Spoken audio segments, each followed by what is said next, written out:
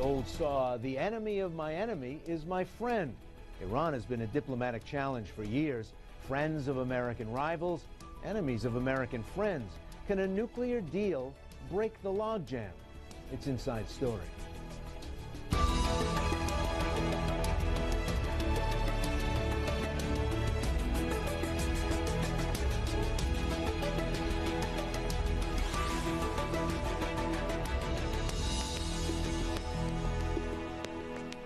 Hello, I'm Ray Suarez. At this very moment, Iran is helping further the stated interests of the United States in Iraq, helping to arm and equip forces fighting the Islamic State of Iraq in the Levant, ISIL. And at this very moment, Iran has been an enormous irritant and challenge to the United States with its continuing nuclear enrichment program and its often repeated desire to see Israel destroyed. Can a breakthrough in one arena help in the other? It's whispered, hopefully, in American diplomatic circles, maybe one of Washington's longest-running diplomatic conflicts, dating back to the Iranian Revolution and the kidnapping of American diplomats in 1979, can be allowed to thaw to the benefit of both countries. The long-running nuclear talks may be closer to some sort of deal. Secretary of State John Kerry is on his way to Vienna, Austria this week, hoping to hammer out the remaining details of a potential deal with Iran over its nuclear program. The meetings follow intense negotiations in Oman last week. The November 24th deadline is just around the corner. Time is short for a breakthrough. We are gearing up and targeting November 24th. We're not talking about or thinking about going beyond that date. That's a critical date. And we believe it is imperative for a lot of different reasons to get this done. Kerry will be traveling with a group of world leaders called the P5+1. 5 permanent members of the United Nations Security Council, the U.S., Russia, China, the United Kingdom, and France, plus 1, Germany. The sticking point is Iran's uranium enrichment program. The 6 nations want to extend the period it could take Iran to make a nuclear weapon, calling it the breakout time. Iran is willing to negotiate on timelines, but insists its nuclear program is for energy purposes only and wants an end to the debilitating sanctions imposed by the West. Sanctions have never contributed to the resolution of this issue. Sanctions are not a part of the solution. Sanctions are the most important part of the problem. They're illegal in nature. They must be removed. They have not produced any positive result. One country loudly skeptical of the talks is Israel. Iran is committed to the destruction of Israel, just as the P5+1, the United States and the world powers are negotiating with Iran a nuclear agreement. The Ayatollah Khamenei, the ruler of Iran, calls for the annihilation of Israel. He just did that 4 days ago. Across the Persian Gulf, the talks are making another neighbor nervous. Saudi Arabia has said that even though it doesn't need a nuclear program, it will start its own uranium enrichment at the levels agreed to for Iran. If no agreement is reached next week, there could be implications for the U.S. and Iran from within. Congress gave the administration permission to waive some sanctions to keep the talks going with Iran. But now hawks on both sides of the aisle are pushing for tougher sanctions if there's no agreement next week or if the deal doesn't go far enough. President Hassan Rouhani's relatively moderate stance could be under pressure inside Iran, allowing hardliner opponents to gain back more ground.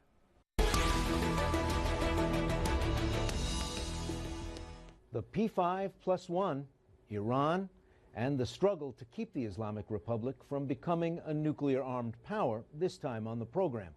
On what points are both sides willing to give, even a little, in order to get to a deal? How has the U.S. managed the balancing act of punishing sanctions and opposition of Iranian nuclear aspirations, and tacit approval of aid to regional forces fighting the so-called Islamic State? Do the nuclear talks carry the possibility of relaxing decades of hostility between Washington and Tehran? Joining us for that conversation from our Washington, D.C. bureau, Genevieve Abdo, a fellow at the Middle East program with the Stimson Center. From New York, Emad Kiyaei, Executive Director for the American Iranian Council, and also from our D.C. studio, Matthew McInnes, resident fellow at the American Enterprise Institute. He was also a senior expert for Iran at the U.S. Central Command. Welcome, everybody, to the program. Emad Kiyaei, let me start with you. It seems like every 10 to 14 days, you'll see a story in the newspaper saying there's been sudden, encouraging movement in the talks over Iran's nuclear program. They're getting close to a deal. And then somebody on one side or the other says, oh no, we're not really that close. What's going on? Well, the nuclear negotiations have been going on for 10 years. And for the first time, actually, last year, around the same time now, the interim deal was signed, which put a lot of restrictions on Iran's nuclear program. And in return, there was some laxing of sanctions, and also some revenue were opened up from frozen accounts for Iran to receive its oil revenue.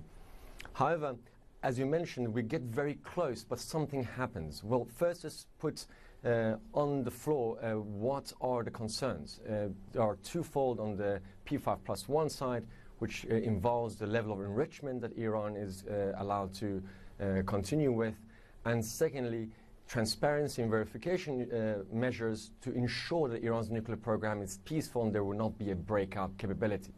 On the Iranian side, the sticking points are, fine, we will make these measures and we'll take these measures for transparency, confidence building and so forth, but they want a time frame for crippling sanctions to be removed, and secondly, for Iran's right under a nuclear non-proliferation treaty to be acknowledged, including enrichment. However, whenever we get close and these are being negotiated out, a lot has already been resolved. On technical aspects, we are reaching a conclusion. However, it needs a political will for the final mile to actually reach an end. And here we have hawks on both sides in Washington, Tehran, and other capitals which are wary of a nuclear deal and have done their utmost to be able to derail it.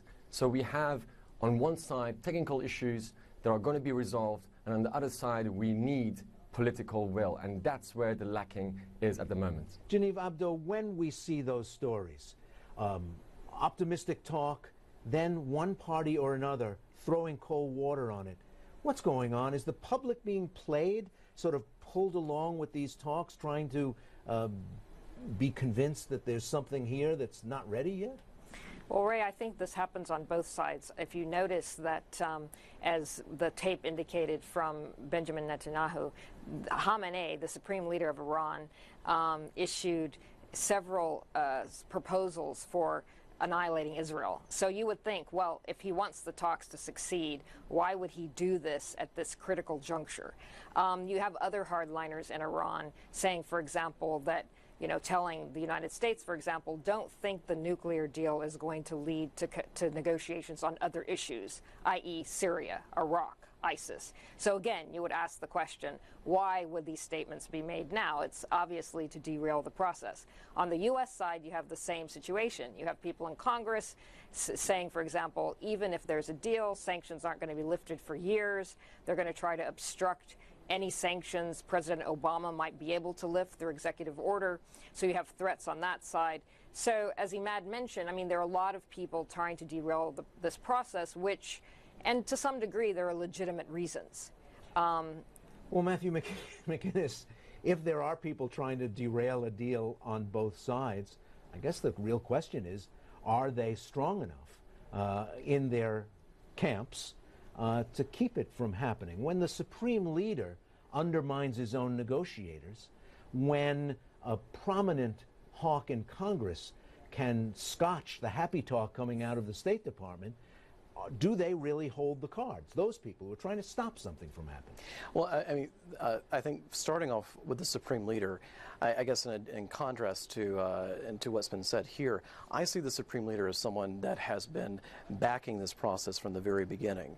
I think that there's a reason why Iran is at the table now, and I think that reason has not really changed. They need to get out from underneath the sanctions. They need to find more breathing room in the region for the crises that they're facing. So I think what you're seeing from hawks in Iran, if you want to describe them as such, from the supreme leader, is that this is part of the natural process of what happens in Iranian politics. And I think that the regime has been fairly coherent in supporting this process. On the U.S. side, I think what you're encountering is that there's a lot of doubt on both sides of the aisle, especially on the Hill, about whether a deal is going to be sufficient to guarantee that Iran is not going to pursue a nuclear weapon. And there's a lot of reason to doubt that. And I think that that's part of what you're seeing expressions of, not so much that we don't want a deal. I think if there was a deal that could really reassure the American public and our allies that Iran is not going to pursue a nuclear weapon, I think we'd be all for it. I think it's the details is what people are worried about. Emad Kiyaei, you just heard Mr. McInnes talking about trying to get out from under those sanctions. If Iran makes a deal that leaves it falling short of its own declared national desires with its nuclear program, but gets out from under the sanctions, aren't there people who will declare that a loss inside Iranian leadership circles? Well, the Iranians have invested a great deal into the nuclear program. They've paid a high cost for it as well, both political and economic. I believe that the Iranian leadership, including, as has been mentioned, Ayatollah Khamenei, has supported the nuclear negotiations, even though Ayatollah Khamenei is suspicious of the West, and specifically the United States, to deliver on their own concessions in a nuclear deal. I believe that it's not going to be a defeat for the Iranians, because if you look at the interim deal and the contours of a final deal that will be hashed out, it's very similar to what was negotiated in 2005, where then Mr. Rouhani, the current president, led the nuclear talks. It was the United States in 2005 that stonewalled and derailed that process.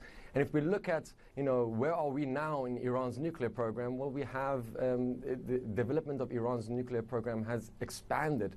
19,000 centrifuges, tons of low-enriched uranium, expansion of facilities. So if the sanctions were supposed to undermine Iran's nuclear program, they haven't. But the economic hardship for the Iranian people has been harsh. And I think this is where the Rouhani government would like to reverse the economic consequences of the sanctions for its own economic development in Iran. Emad just brought up the people, and I guess the people are really important in this. They're stakeholders too. Aren't they pressing for a government that will deliver on their economic aspirations? It's been some tough economic years for the people of Iran. Yes, absolutely. And, this is in part how President Rouhani won election, is that he ran on a platform of ending Iran's isolation with the West, of human rights, improvement in human rights situation, and also making a nuclear deal with the West in order to end Iran's sanctions and the isolation. So there is a popular base that supports a deal, of course. And in a sense, President Rouhani needs this victory. I mean, if there is no deal, he could become politically irrelevant because the base is counting on him. The society is counting on him to deliver. So that's the risk for him, which is quite great. If there's no deal also, this will allow the conservatives, and I think that we have to be clear about Supreme Leader Khamenei. He's been very cautious to have one foot in each camp. One foot in the camp of the hardliners, which are against a deal, one foot in the camp of the more pragmatists who want a deal. If you will see, I think, if history is a lesson, that if there is no deal, he will say, I told you so, you can't trust the Americans, as I've been saying all along. So there's a lot riding on this, I think, much more for the Iranians than President Obama. We'll be back with more Inside Story after a short break. When we return, a closer look at the Iranian nuclear program. If Tehran got the bomb, or once and for all moved away from it, what benefits might follow for the Islamic Republic? Stay with us.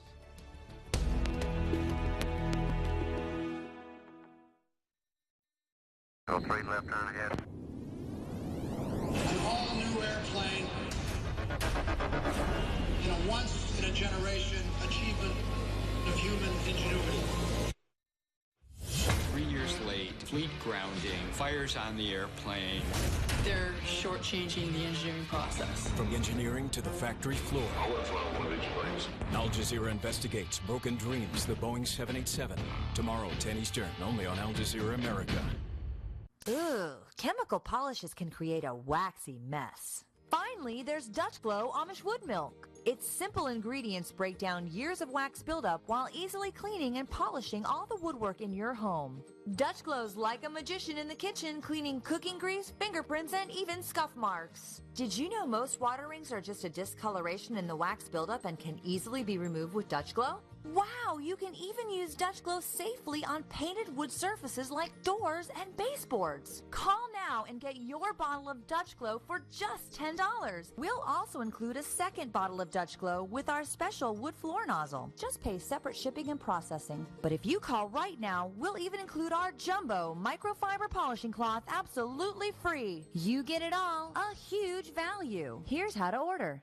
To get 2 bottles of Dutch Glow for just $10 plus shipping and processing, call 1-800-974-4963 or go to DutchGlow.com right now. Whatever your beliefs, whatever your ideological bent, you might be willing to concede that nations do things for a reason. They want to accomplish something for themselves. They want to force their enemy's hand. They see advantage in one activity as opposed to another.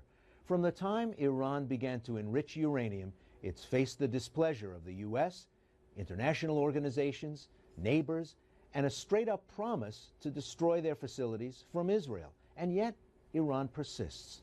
Why? Matthew McInnes, the 2 most recent countries to go nuclear are Pakistan and North Korea. Looking from Tehran over at Islamabad and Pyongyang, are these instructive examples? Does it tell you, we ought to press on with this, or maybe we ought to stop? No, it's an interesting point because I think Iran has been pursuing the capability to potentially have a nuclear weapon, which I think has been the real question for U.S. policymakers and allies. You know, why Iran is doing all this? Because it's paid, as Emad pointed out, has paid a very heavy cost for its program. And certainly when you look at a place like Pyongyang or Islamabad, you know, those are driven in some ways by their own calculations. You know, Pakistan has to look towards India, and North Korea has to look towards both the threat from the U.S. as well as latently from Russia or China. Whereas Iran has a fear, I think an existential fear, that there are people out there trying to overthrow the regime. And I think that the idea of a potential nuclear weapon, even if it's just an ambiguous one, I like to think of the idea of strategic ambiguity that Iran may be pursuing here, where it may not necessarily actually get a full arsenal or want a full arsenal, but it needs the idea that it may have one in order to deter a potential invasion from the U.S. or other types of military attack.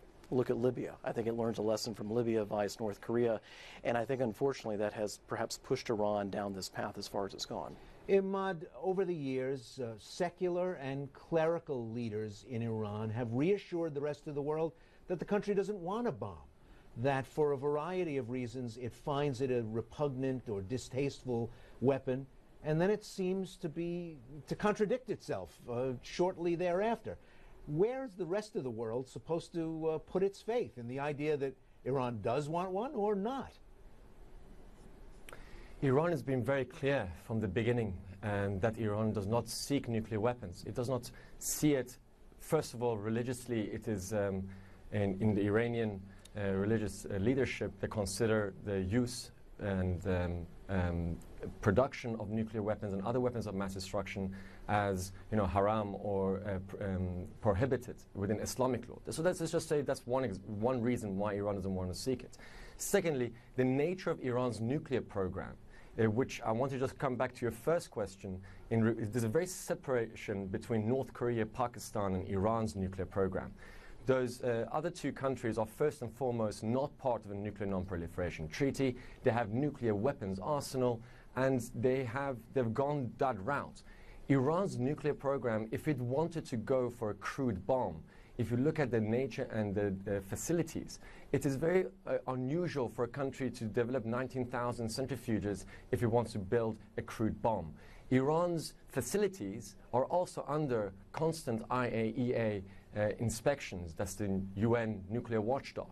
And if we look at the history of Iran's engagement with the IAEA and its relationship with that organization, will see that the IAEA has invested a great deal of resources in monitoring and verifying Iran's nuclear program. And that is why, after a decade of negotiations and spotlight on Iran's nuclear program, there hasn't been a smoking gun that Iran has nuclear weapons.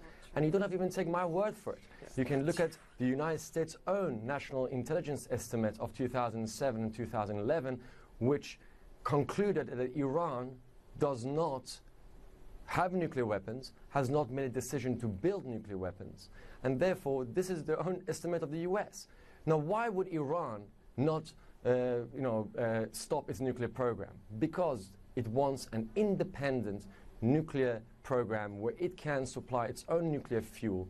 And this again goes into a historical perspective of how many times Iran needed nuclear fuel, and it was basically shut down by the Americans, by other world powers to supply that fuel. So let me stop you right there, Emad, because I want to get other comments on whether on agreement or disagreement with what you've had to say.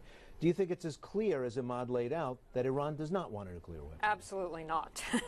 I mean, Iran has a whole history of concealing facilities which were revealed by the Iranian, well, I wouldn't call them opposition, but the MKO, who want to basically have regime change. Iran has not, there's a whole history of lack of transparency for their nuclear facilities.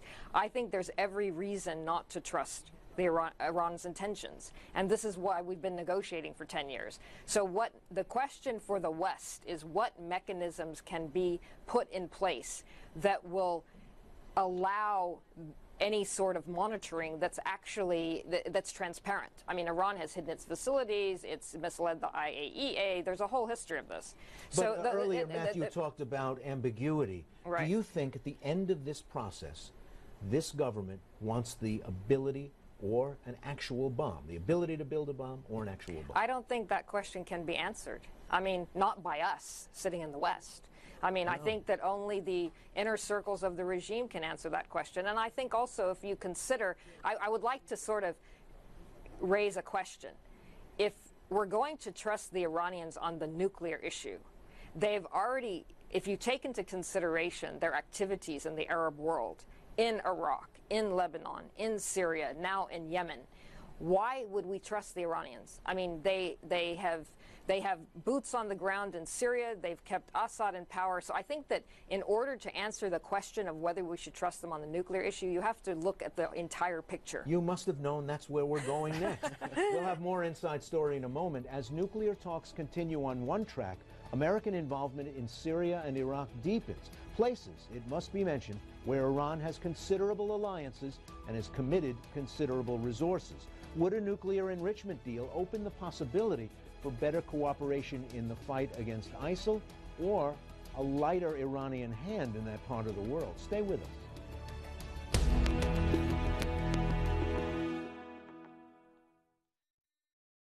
On the next Primetime News. I'm David Schuster. Boom or bust, the impact that extending the Keystone Oil Pipeline could have on jobs, the environment, and our politics. Primetime News, 8 and 11 Eastern, only on Al Jazeera America. Did you or a loved one work on an oil and gas drilling rig between the years 1963 and 1985? Do you or a family member have lung cancer or mesothelioma, or did your loved one die from lung cancer or mesothelioma? If so, you and your family may be entitled to compensation. For free information, call the offices of James C. Farrell 24 hours a day at 1-800-566-8314. Call now, 1-800-566-8314. The emotional burden of debt. Not everybody can understand it. The worry, the endless collection calls. We know what it's like to be in your shoes. We're the providers of Care One Debt Relief Services. How do we know? Bernie Dansell, who created Care One, has been in your shoes. Over 20 years ago, he had his own battle with debt, which motivated him to start what is now the nation's largest brand of debt relief services. We've helped over 5 million people just like you find a better way out of debt. Call our certified credit counselors for your free personalized plan. It's not a loan. It's not bankruptcy. We help you consolidate your unsecured debt into one affordable monthly payment. The only shame in being in debt is staying in debt, when the solution is right in front of you. We understand. We were founded by someone who's been there. Call us today or visit careoneworks.com. Care One. We know what it's like to...